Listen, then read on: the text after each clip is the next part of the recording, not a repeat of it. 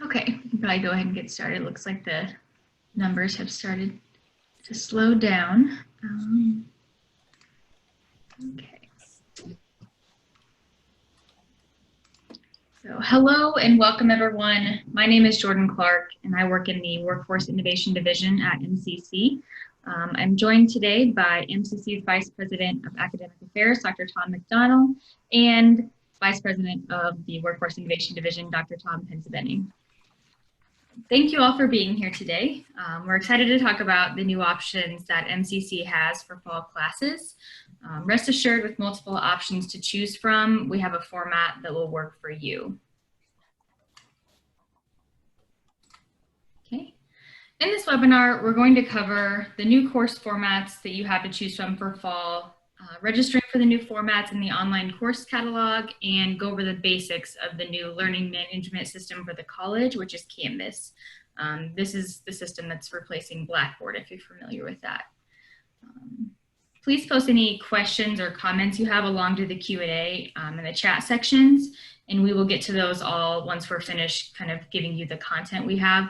There'll be a significant amount of time for questions, and we'll be sure to get those all answered for you. So just continue to post those, and we'll get to them as we finish up here.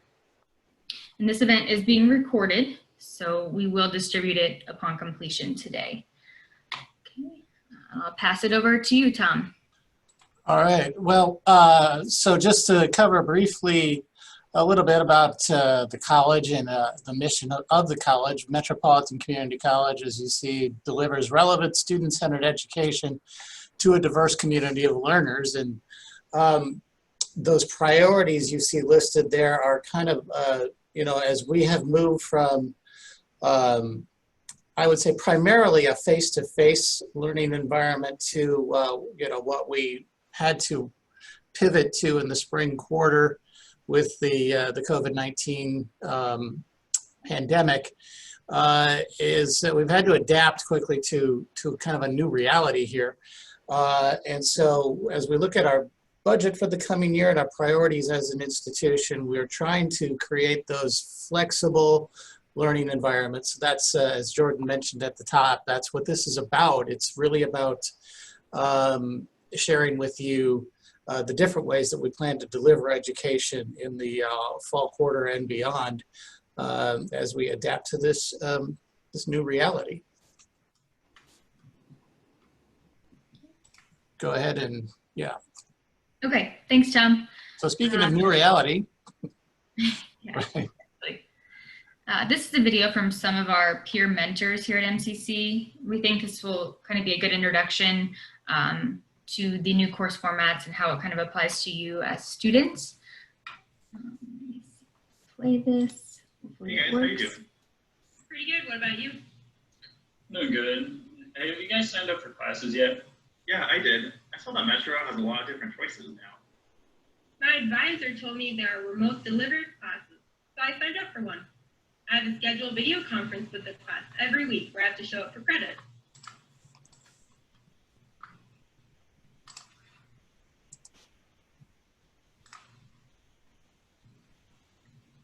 I don't have to go to campus for any in-class activities, though. Well, I'm still not quite sure what blended classes are. Well, blended classes have elements of online and video conferencing. They also have on-campus class time scheduled.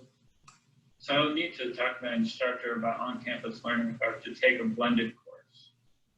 You know, with the hybrid class, the work is split 50-50. But with the blended class, I bet the instructor can be more flexible with the online and on-campus work. Yeah, that makes sense. I'm only still taking online classes though. There's no scheduled class time to meet with an instructor, and I do my assignments independently. I still have a lot of homework, but online classes work best for my work schedule. So cool that Metro has all these options. Speaking of work, I need to get going. I'll talk to you guys later. No worries. I need to study anyway. All right, I'll talk to you guys later. Bye. Yeah. Bye.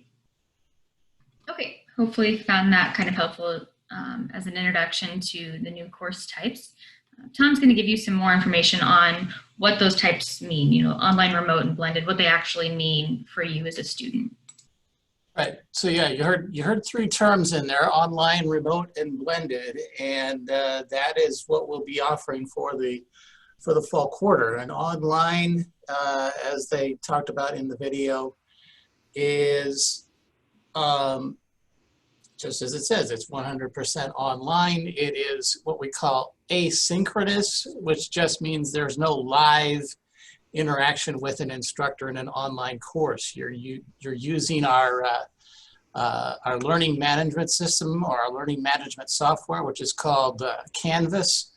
And that's how you engage with the course. Everything is in that Canvas mode. All your assignments, all the lecture material, all the tests are taken in Canvas. With remote, think of that as an online class with some live interaction with the instructor.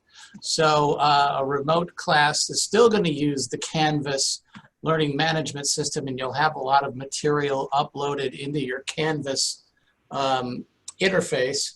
But with remote, you also have an opportunity to meet with the instructor and your classmates in a live video conference, just like this one. Blended is remote with some on-campus activity included. And we're doing blended primarily in our construction trades, automotive programs, our diesel technology program, those programs where your ability to work from home and say, I don't know, do welding from home or climb a utility pole from home or take apart and put a diesel engine back together, that's hard to do from home. So we do bring students to campus for those hands-on activities. And I think there was actually a question in the chat as we were waiting for people to show up about will welding classes be online? And the answer is yes and no. They will be blended, meaning there's a little bit of lecture discussion, those kinds of things happening in welding classes, but for the most part, you're actually physically welding, and the welding happens on campus. So we're doing, if anybody was enrolled in the spring quarter in our trades area, you already know that you're coming back to do some of that hands-on work in those classes this summer. We're going to hope to be able to do all of that in the fall quarter without having to make up that work later on. It'll just be part of that blended learning environment. But in the middle of that Venn diagram that you see on the slide is that idea of Canvas being our course interface in all courses. So instructors are expected and are learning just like you are a new learning management system, and they will have material, course calendars, assignments, that sort of thing uploaded into Canvas for each course that they teach. So you'll see that in the fall when you come back. Go ahead and go to the next slide. And this just shows you a little bit of the nuanced differences between online, remote, blended, and of course we're still offering what we call hybrid courses. A hybrid course is just like the blended environment. It's just that a hybrid course, we have to adhere very closely to a 50-50 on-campus and online split. With blended, we have the flexibility to have you on campus or off campus as much or as little as we think is necessary. So it gives us a little more flexibility to do more of the work online as needed or more of the work on campus as needed. So that's the essential difference there. But I think we have these definitions online where when you go to register so you can see them again. But that pretty much sums it up in one nice little chart on this slide. Let's go ahead and move to the next. We've been working very closely with our faculty to make sure that they are, responsive to you and communicating with you in these courses. So these are basically communication standards that we have for our instructors to be engaged with you. And you should be seeing these kinds of things in your syllabus. This idea that if you send an email or communicate to an instructor through your Canvas course interface, that you'll get a response back within 48 hours, either through Canvas or via email. That there will be, regular updates from instructors. If it's a remote or a blended course, we're not expecting instructors to say meet for an entire class period and an entire 2-hour Zoom meeting. But we do expect instructors to video conference with you once a week. And just again, making sure some of those basic things like assignments, discussion boards, things of that nature, lecture material, those things are all in that Canvas or in that learning management system, as we call it. Go ahead and flip to the next one. And similarly, we expect, and you should expect as well, that you would get, an assignment should be turned in 1 week, and within a week's time, you would get some meaningful feedback from the instructor and a grade for those assignments. So, we want to make sure that that kind of level of communication is happening. That's what we expect of our instructors, and I certainly hope students usually do. Let us know when that's not happening, but would encourage you to continue to let us know when it's not happening, if that's the case. But that's what we expect of our faculty, and that's what that's our pledge to you, is to make sure that we get that kind of feedback, get graded assignments back to you in a timely manner, and answer questions in a timely manner to keep you on track. Okay. Okay. All right. Thank you for that information, Tom. So you remember our friends in the video trying to decide which format works for them. Well, now that Tom's given you kind of all the information you need, it's time to decide which format works best for you. Maybe you're someone who does best with 100% online, like one of the peer mentors talked about. Learn at your own pace, get to it when you can. Maybe that works for you. Maybe remote's best, so you can still connect with your instructor and your other classmates. And like Tom talked about, maybe trades. You're in a trades program, so you need to do that blended. So you're doing some things in person, like welding, as one of the attendees talked about, and then you still have that online aspect. So you're doing some of the actual learning and studying the content on the learning management system. So this is kind of a look at the online course catalog, and I'll talk more about that in the next couple of slides. Okay, if you're not familiar with the online catalog for MCC's credit courses, you can find it at catalog.mccneb.edu, and it's a really easy way to sign up for your classes. You can browse all of our available subjects, courses, and formats. From the catalog homepage, you can browse by different course formats that Tom talked about. By clicking on the format you need, you will only see those classes. So once you've narrowed it down to what is going to be the best fit for you, choose the category from the catalog homepage. For example, by clicking on Browse Remote Credit Courses, you will only see the courses that are offered in a remote format. And then once you choose the format, you can then browse by subject, art, science, welding, whatever you need. You can also use the location inside a particular subject area to identify the course format you need.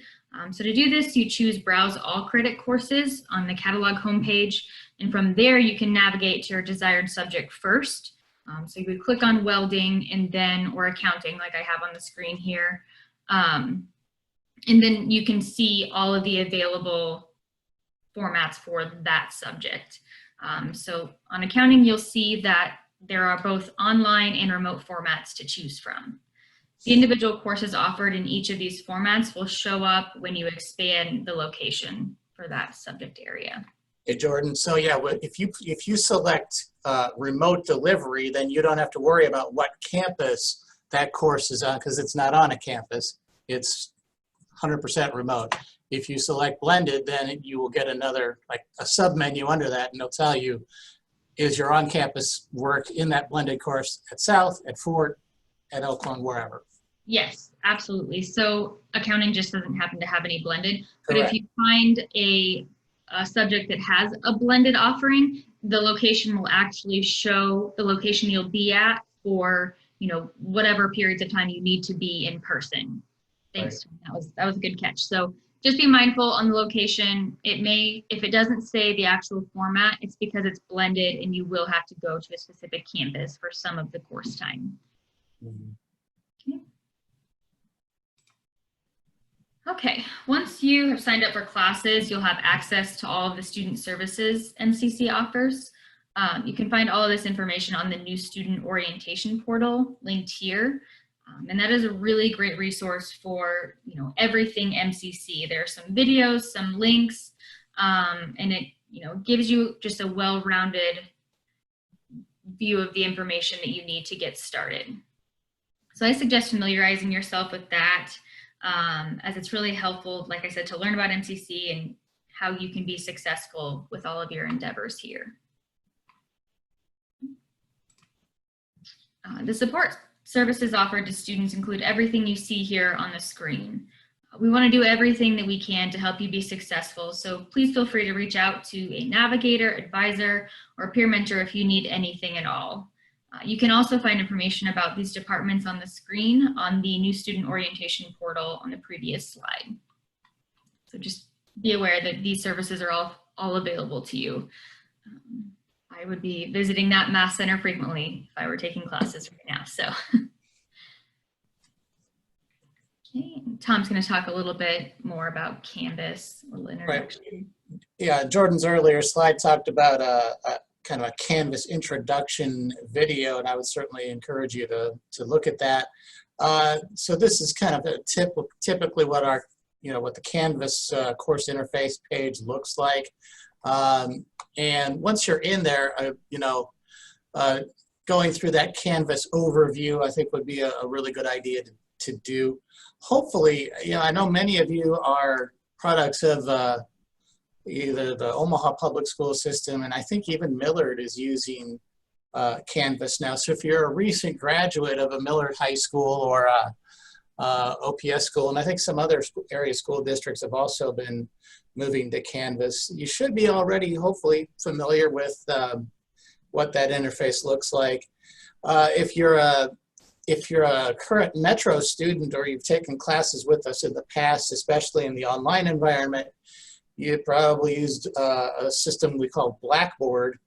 And really, at the end of the day, there's not a great deal of difference between Canvas and Blackboard. It really is just the interface in order to access the content. And I know our instructors are working to kind of make the look and feel and the layout as consistent as we can with what you were already used to.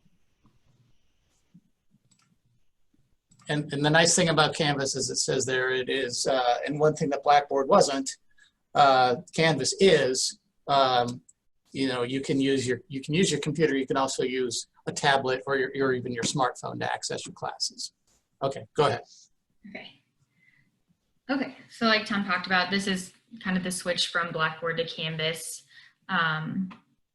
So this is where you're going to access all of the content for your course, like Tom said, whether that's communication with instructors, other students, your assignments. You'll submit all of your assignments directly on Canvas, and then all of your actual course materials. So text, articles, videos, everything you need to kind of learn the course material. And that app that Tom mentioned is available for iOS, Android, or Windows. So, you know, whatever device you've got, the app will work. And it's a really great way to stay connected on the go. You'll find all the same features and functions on the app as you would on the browser. And then the course that Tom talked about is kind of the introduction to Canvas. You can find that on the new student orientation portal. And that's just a good way you can get familiar with Canvas before you have to actually go in and do the coursework. You can also update your profile, notification settings, and your display picture. So you're not having to worry about any of that once your course actually starts. And then, like Tom said, this is kind of the look and feel of Canvas. On the left is your global navigation. So that menu will always be there no matter where you are in Canvas. So that's kind of your beacon. If you get lost, you know, that's where you can get back to somewhere you recognize. Okay. All right. If you forget everything else, remember 531-622-2400. That number gets you pretty much everywhere and anywhere at the college to speak to an academic advisor, to talk to an enrollment navigator, to connect to registration for classes. But those other bits of information are helpful as well. Enrollment services at mccneb.edu. You can send email questions to those folks to learn more about what we've talked about here.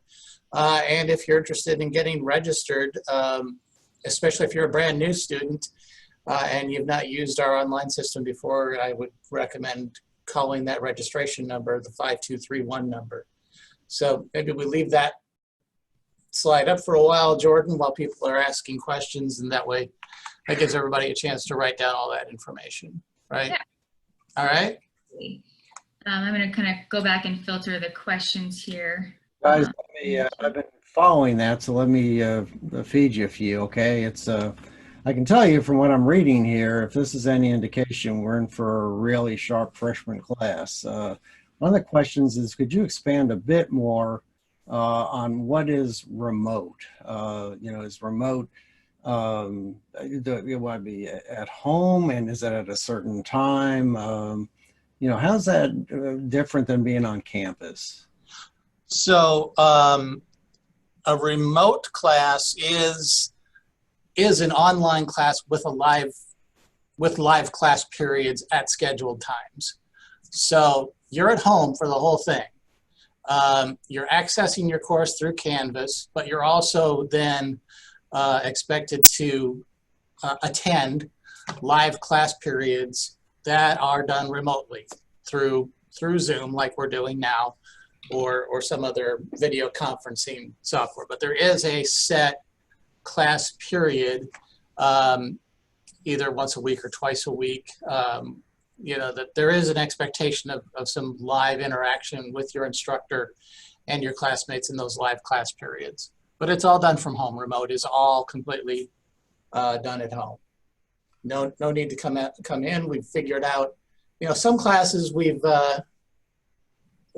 some classes where you thought, boy, there's no way you could possibly do that online or remotely, and we've figured out ways to do it. So, our culinary classes, even some of our science classes, I know we've done it in photography as an example, where we have kits of equipment that students come to campus to pick up and take home with them to use throughout the course of that quarter to do the assignments from home.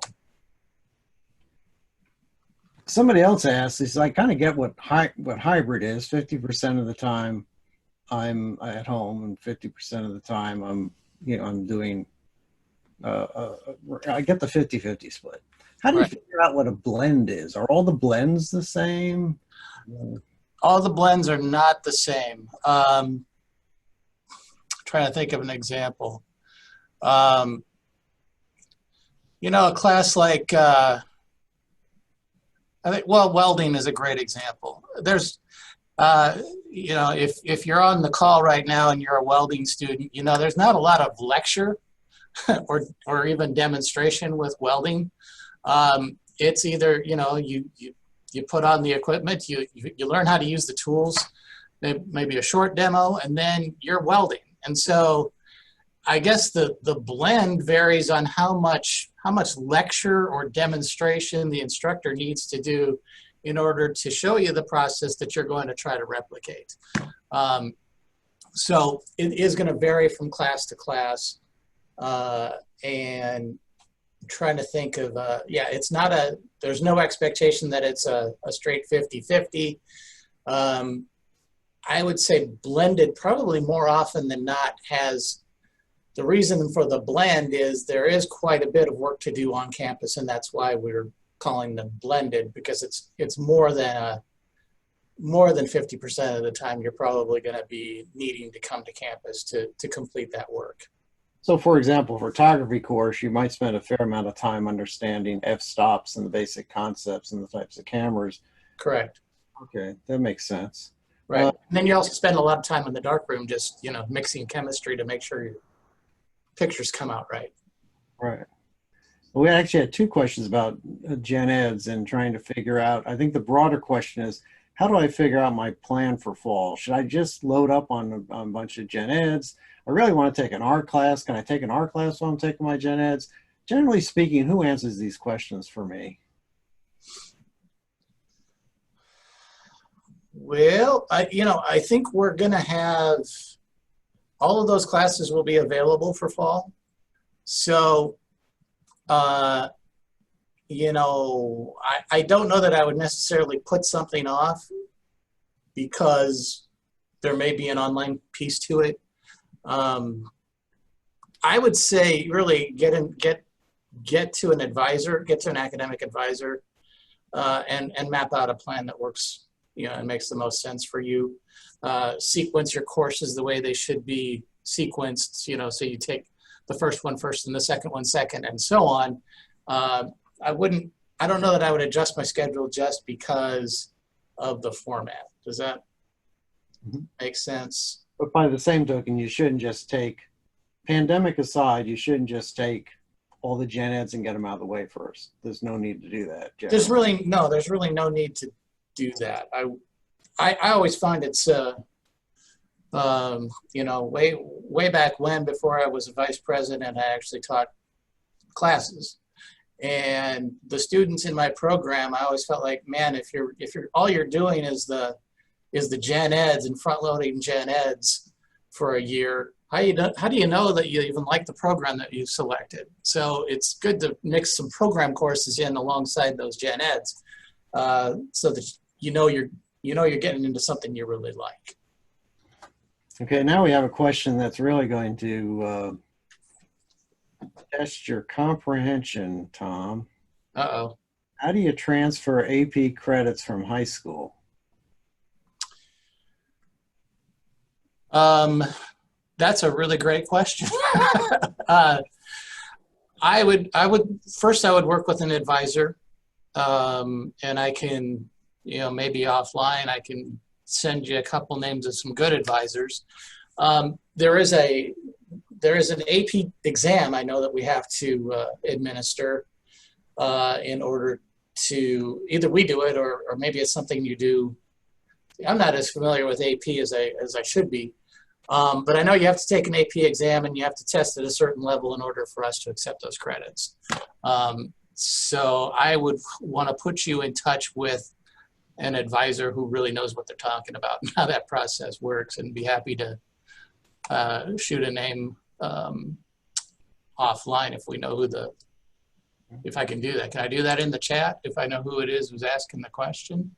Yeah, it's coming from Connor Drahodes. Sorry, I forgot that Oh, name. I see it. Yeah, it's right there. All right. We had a real practical question. When do I have to register by? Is it their deadline on this stuff? For fall quarter, really all we ask of students is to make sure you're registered by the time fall quarter starts. And the first day of classes is that Tuesday after Labor Day, which I think this year is around September 7th or 8th, somewhere in that neighborhood. But yeah, as long as you're registered before the class starts, you're in good shape. Yeah, registration started about the middle of May, and we are registering all the way up until the first day of class. So no huge deadline, other than it's best to register early, and then you get the classes you want. If you're looking for financial aid, you get that all squared away. So I would say register as early as you can, but as long as you're registered by the first day of class, you're good. Wow, some people have really done their research on this college, Tom. Yeah, there it is. This question says, yeah, September 8th is the date. That got confirmed. Right on. Now someone is asking, they know about the Accuplacer test. How do you take it? Do you go to campus? Do we know, or how do you get that? Do we use that? That's a great, I would give you, the name I'm going to give you is James Cloyd. And I'll type his email in here as well. And the one advisor I'm thinking of, I'll type her name in as well in the chat, and then everybody has it. And I know she'll love me for having given, 100 people the same name of an advisor, but what the heck? What could possibly go wrong there? But yeah, James, I think, has some details on taking AccuPlacer remotely. That's, I believe, how we're doing it. So there's an online version of our placement testing that you can do. That way you don't have to come to campus. Hey guys, I got to tell you, none of us is as smart as all of us. Look at Kyle here. When I took the AccuPlacer test, they had me do it virtually. There it is. Kyle, thank you for not making me a liar. I appreciate that. How can I be the man when Kyle's the man? Yeah. I'm going to I will throw James's email up there, as well as Susie McWhorter is my go-to advisor, who I find is always super helpful for students. So she's going to, like I say, she's going to love me because I just gave her 100 leads, but it's all in a day's work, right? About fair play. There's a question here that I'm thinking may have a part to it, and if I'm wrong, forgive me, but somebody asked if there'll be social science classes, and that gives me an opportunity to mention something. We are doing our normal slate of programming. So if we normally would have a psych class, you got psych class. If we normally would have a class in Cisco, we have a Cisco class. And I love to point out that only 11% of all the community colleges and universities and colleges in this country are using a blended model. And I like to say, we're using it despite the pandemic, not because of it. This is an effective instructional model.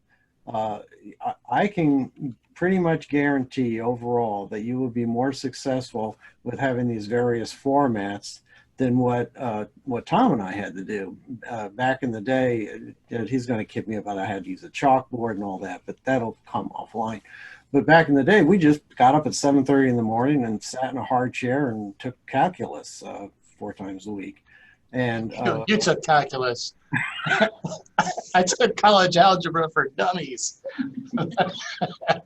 I guess in some ways this pandemic made, Tom has just done a really cool job of rethinking, how can we do this in a way that actually works very effectively? And then, maybe we keep doing this even when, quote unquote, we don't have to. So I want to reassure everybody that rather than just flip a switch and say, okay, everybody's online. I teach online. Not everybody can do online. It takes a certain amount of, it's convenient, but it's not easy. So if you get nothing else from what all this is about, is we're trying to find the perfect blend for you all. So, okay, that's from Tom. Good. Good job, Tom. Any other questions? Oh, here's another one. I've already registered for classes. Where do I find the materials, books, computer programs we need? Isn't that a catalog? I know the Follett bookstore is operating remotely, and there is a way for you to go in and order your books and materials online and have them delivered to your door. You should be able to get to that from My Way, right? You can see which books. Yeah. Okay. I'll take a look while we're chatting here and see what I can find. And someone else asked if they can still take a summer class. It's late to take the first 5 weeks, but there are several offerings for the second 5 weeks. Right. Second 5 weeks starts July 12th. If you're a financial aid recipient, let's see, I think tomorrow is, regardless of whether you take a 5-week or a full summer session course, if you're receiving financial aid, you need to be registered by June 18th, even for your July 12th start. So if you're paying your own way, then you're golden because you're paying your own way. And you have until the 12th to get signed up for a second 5-week session. And here's another great question. Boy, people are thinking this stuff through. how much do books and materials cost? Tuition is relatively low at a community college, but books are all priced the same, whether you're going to a private university or you're going to a community college. They've gotten very creative with books. You can rent books, for example. I strongly recommend it.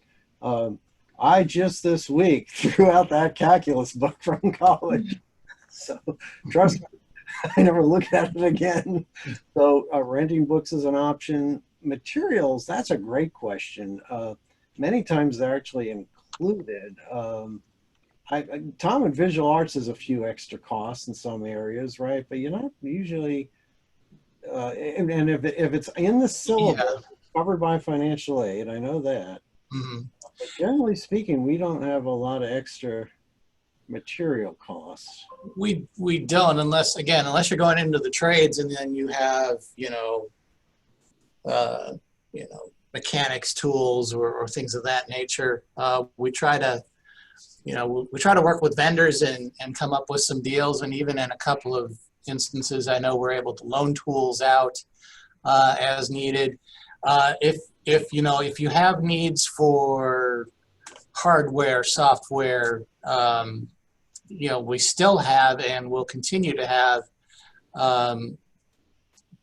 an application process, and you can apply for funds to help pay for some of those costs as well.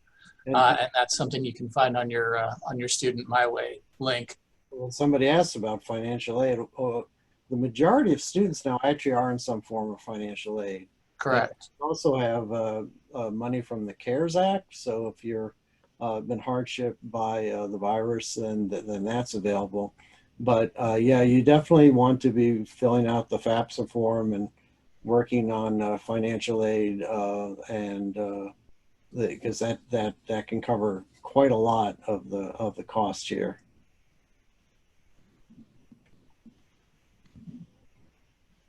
I'm in My Way, but of course I have the staff view of My Way. I don't have the student view, but I'm 99.9% certain that through that student portal you can get to the bookstore and get those materials. I don't remember if we had My Way on the slides. We could certainly add that if we didn't. Okay, we got a couple more questions coming in. If I transfer, can I still do financial aid? I don't think having taken classes at other places preclude financial aid. No, not at all. If I already have an academic scholarship that I'm putting towards my welding degree, do I need to pay for gen eds? If so, do I need to use the FAFSA as well? I've already applied, but assume scholarship would cover. Ooh, that's a good technical question. Probably best to refer them directly to financial aid, don't you think? Yeah, I'm gonna see if I can find an email or two that are financial aid folks that could be helpful here. And I will post those here in a sec.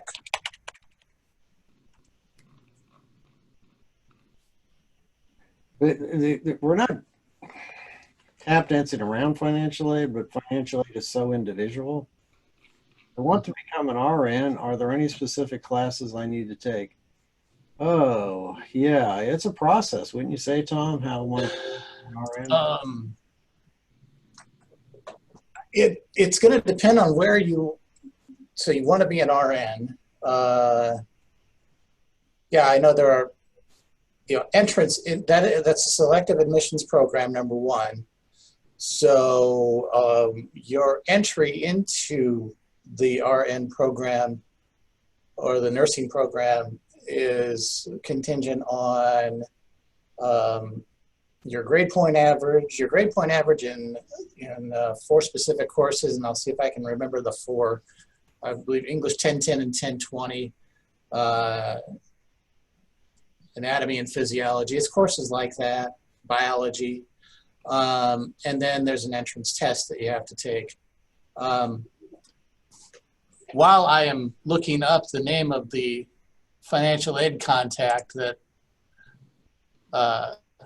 you'll want to talk to, I'm going to look up the name of the nursing advisor so you have that person as well, because I think it's a very it's rather complicated. It's selective admissions, and I hate to steer you the wrong way and into the wrong courses, and then. While you're looking that up, I can ask and answer the next question. The general question, or the specific question is, I want to become a human services officer. Are there any classes offered for human services in the fall? Again, remember when Jordan showed the slide, if you want to go, you can literally go in if you're interested in specific courses and not the format. You can go directly to and see exactly what classes are offered, going to that same catalog. Oh,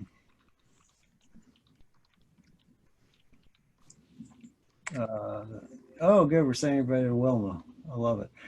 If that's the deadline to get it situated, the 18th or the 18th just for applying. Ooh, I don't know that. What was the question?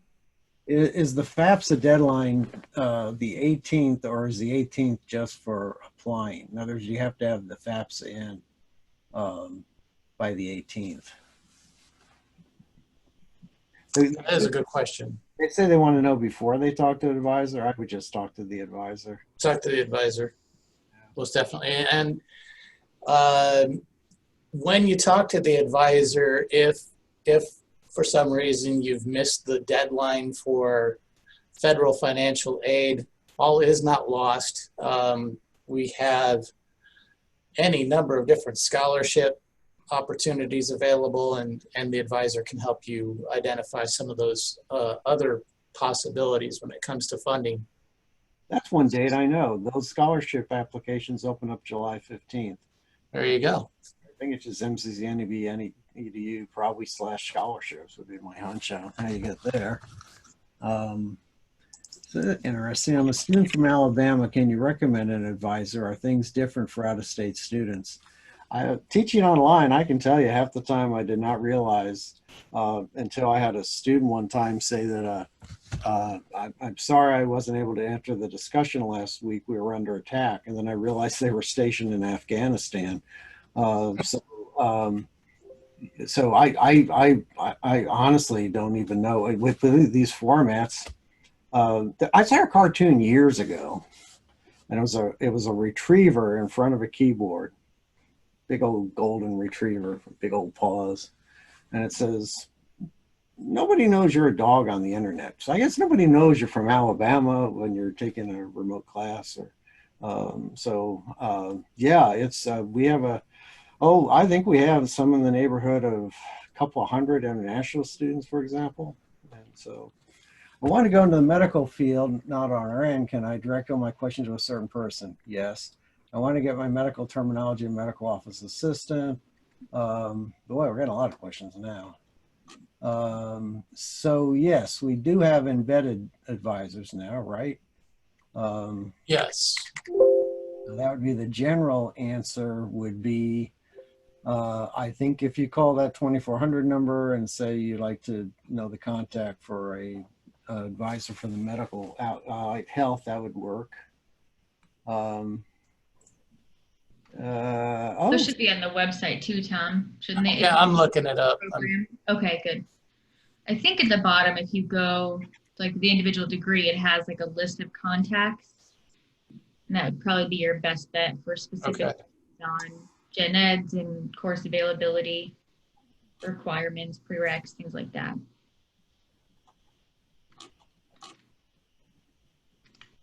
Somebody just got accepted to a program. It doesn't mention anything about filling out the FAFSA form.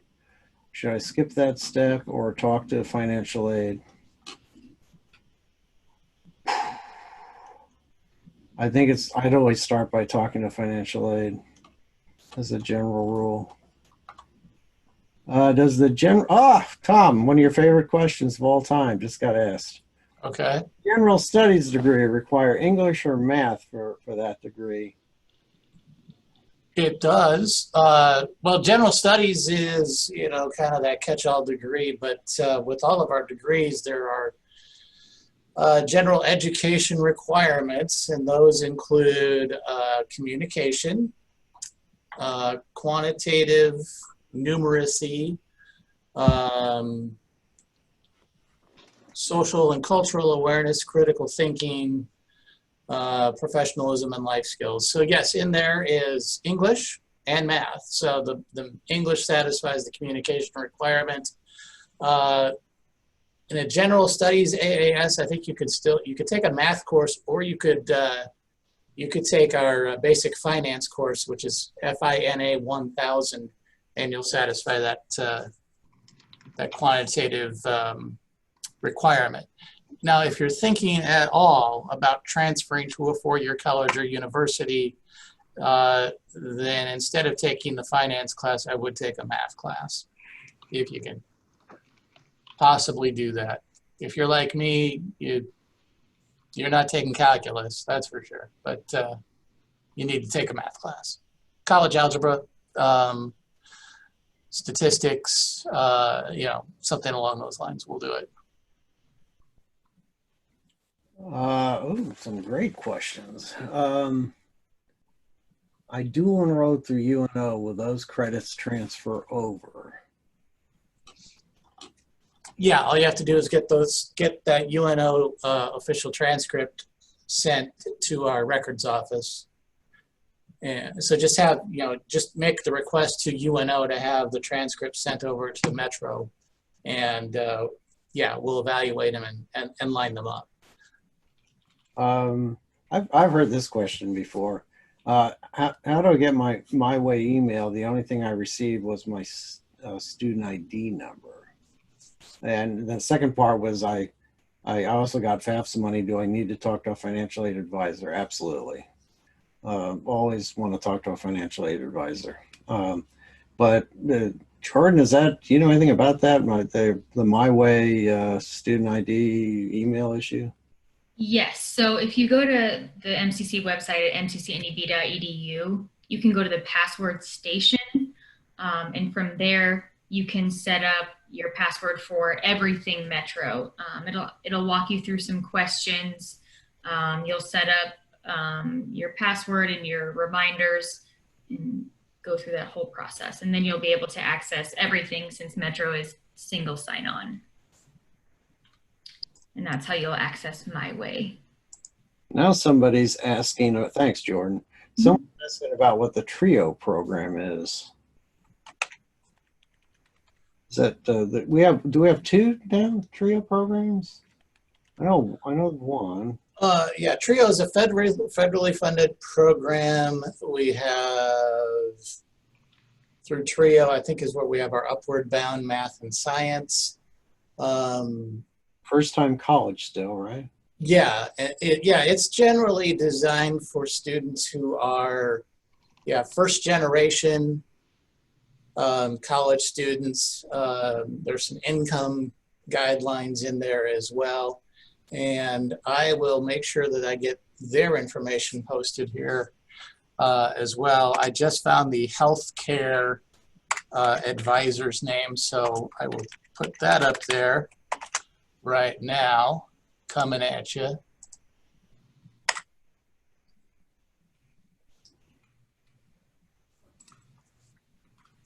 And I have a follow-up. Someone else asked about that email. So once you're a student, you've been approved and accepted, you have a student ID. Once you register for a class, you'll get that student email address. And it'll actually be at mail.mccneb.edu, but you will get that.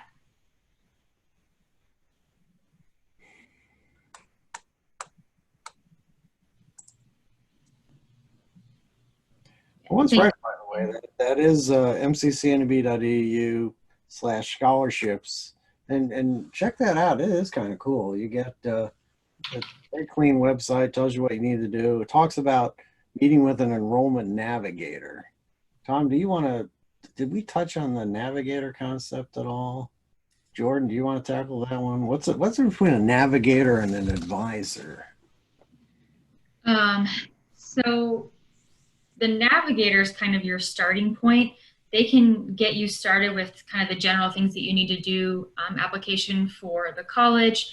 They can help you with getting your FAFSA submitted. But then they can point you to your embedded advisor who works within your degree program, and they can answer specifics about which classes you need to take, your gen eds, anything to do with that program will be your advisor. So the enrollment navigators are kind of your first step, and then you work with your embedded advisor. How do you first contact? I noticed on the scholarship site, it actually has a link there where you can, is that a good place to start, or how would you normally find a navigator? I'm going to send you, I'll put up a link here, and it's got the list. Well, it shows it by campus under advising staff on our website, and it'll put up there all the navigators and what campus they're assigned to. It also shows you the list of academic advisors by campus. So I'll just put that up there right now. And there it is. Okay, I've seen a couple questions on here. I started to answer it, but I realized I don't have a good answer. The AccuPlacer that we talked about, is that absolutely necessary before they can register for fall, or is that if they just want to test out of some courses, some required courses? Yeah, it's not necessary unless you want to take a college level English class or math class. Then we need to, we would want to have you take the placement exam to see what course you might place into. So it's I guess the only thing you're testing out of, so to speak, are those what we would call developmental classes, the 09-10 math class or the 09-60 English class or whatever it might be. So we're just looking to see what level you test into and if there needs to be any further coursework or prep work before you go into a college level English or math. But you can register and get other classes, locked in before you take that AccuPlacer test. Let me jump in on that because that gives me an opening. We may have some of the best methods for math instruction I've ever seen. They are so good. Even Jordan and Tom would succeed in math. What it allows you to do is pretty much work at your own pace with a lot of support. You're not stuck redoing courses because you had trouble figuring out ratios or something. And it'll take you as far in math as you want to go, as fast as you want to go. And it's also quite affordable. It's different. When I started here, I walked through the buildings the first time and there were all whiteboards everywhere, except there were 2 green boards with chalk. And I said, what are those? And they go, well, those are the math instructors. Well, the math instructors have come a long way. They use online tools that are basically responsive to how you answer questions. So if you're the sort of person that gets sweaty palms when you think about math, this would definitely be the place you want to be for math.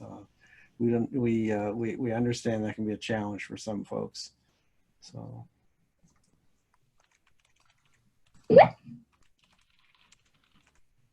All right, I'm posting the financial aid URL on the website.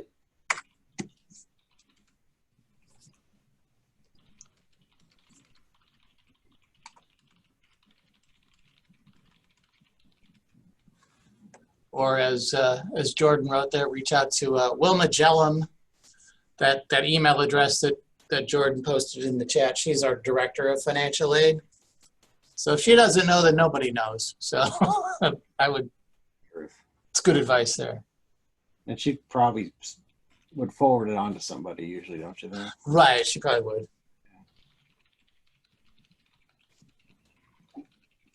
Yeah, financial aid is intricate, but it's also fairly substantial would be a good way to put it. Mm-hmm. So yeah, if you're eligible for financial aid, you definitely want to be considering it. Any other questions? If before we wrap things up. Well, the question I just saw from Ethan about will there be any in-person classes this fall? And I'd say the closest thing we'll get to an in-person class would be those blended courses. So, you know, we're not offering, for example, we're not offering any general education courses in an on-campus environment. We're not ready yet. I don't feel comfortable, and I don't think the rest of our administration feels terribly comfortable offering, you know, just sort of bringing all the students back. You know, I think we feel pretty good about how we deliver education differently through remote and blended, and that's the plan for fall. And we are following social distancing, and so, you know, Absolutely.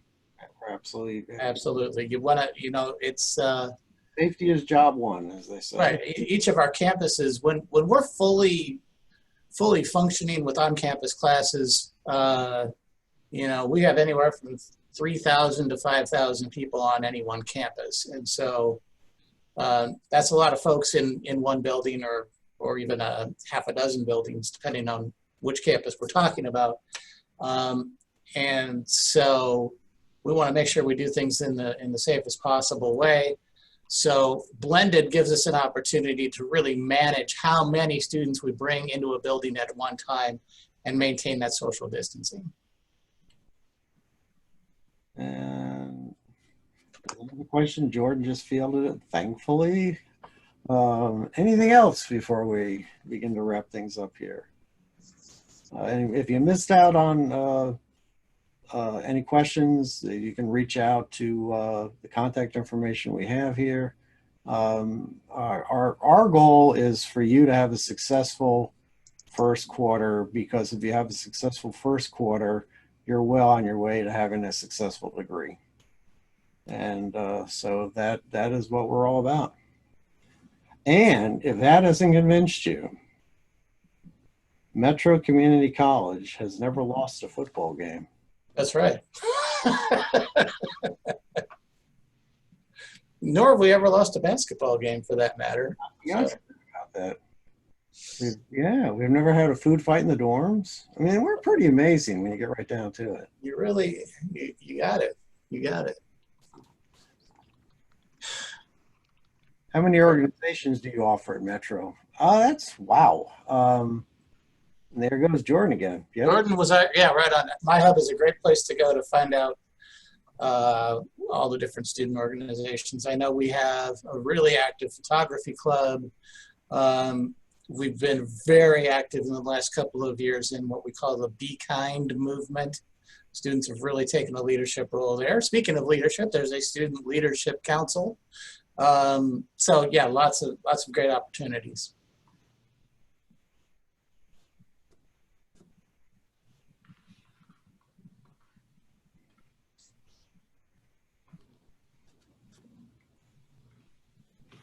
All right. Anything else as we will wrap it up? This will probably be our third attempt. Question about clubs and performing arts. We do, it varies from year to year, but there's usually, we offer some acting classes for one. There's a theater apprenticeship program through the Omaha Playhouse for two. But yeah, I'd say about every year in spring, when there isn't a pandemic, we've had opportunities through like a special topics class to pull together a theater performance. We don't have an actual physical theater space, so we improvise a lot. We do it on a budget, but acting, directing, costuming, all part of it. So. And Scott's incredibly creative. Some of the coolest things I've ever done, he's done at the Jocelyn Castle, for example. For example, yes. We did that. And we've got a fantastic visual arts program. I say that because I used to be the dean over visual arts, but it really is. And I say that despite the fact that I was once the dean. Exactly. But no choir. No choir, unfortunately. Probably something we ought to. Well, I would not lead the choir. That would not be me. You want a good choir, so I thought you were a risk taker. I'm out. Huh. What's that? I thought you were a risk taker. Well, yeah, but you know, there's only. It could go viral, dude. If you want me to bust off a freestyle rap, I could. No, I can't do that either. So. Oh, I was excited. Yeah. Such a tease. All right, guys. Thanks for the questions. This was, boy, that really stretched our ability to think this stuff through. I'm very impressed that people are this ready. I really am. Mhm. That'll be. There's nothing like a motivated student to make a faculty member smile. That's right. If Jordan, if there are questions that we didn't answer, is there a way for somebody to? Can we follow up on these at a later time and email answers out or something? Or Yes. Okay. Yeah, we can go through and elaborate on any of these and provide, we have your contact information from when you registered, so we can contact you directly. Perfect. And I believe my email address is out there somewhere. You're welcome to contact me and I can put you in touch with Tom or whoever the right person is to answer your question. All right. All right. Thank you all. We appreciate you joining us. As we're waving, I want you to think of something that I saw the other day. Why do we all wave on Zoom? Nobody ever has waved when they've left the conference room, but goodbye. That's true. Yeah, you don't wave when you leave the classroom either. See y'all. But thanks all.